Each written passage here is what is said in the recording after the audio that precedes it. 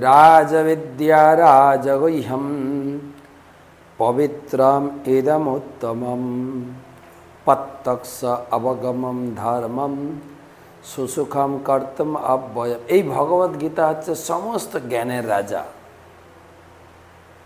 এবং সমস্ত গোপনীয় বস্তুর মধ্যে গোপনীয়, পবিত্র এবং উত্তম। এবং এই ভগবত গীতার জ্ঞানের সংস্পর্শে এলেই পরম সুখ আস্বাদন হয়, সুসুখম সুখ আস্বাদন হয়।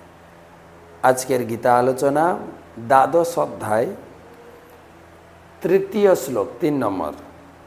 যেতু অক্ষরম অনির্দেশ্যম अव्यक्तं पर्जुपासते सर्वत्र अचिन्तं च कूटस्थम अचलम ध्रुवम।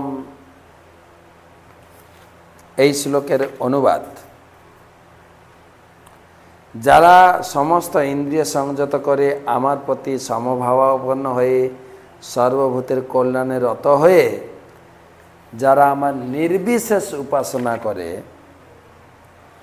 তারা কেবল কষ্ট ভোগ করে। আমাদের আলোচনা হচ্ছে, অর্জুন প্রশ্ন করেছিলেন নিরাকার উপাসনা, সাকার উপাসনা।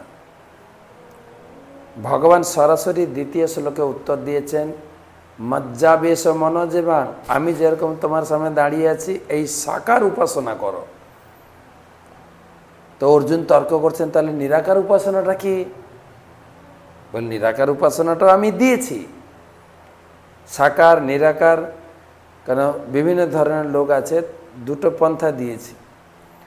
সাকার উপাসনাটা আনন্দদায়ক, সহজে তুমি আমাকে লাভ করবে, আমার সঙ্গে বার্তালাপ করবে, আমাকে ভোগ নিবেদন করবে, আদান প্রদানের ভাব তৈরি হবে সাকারে।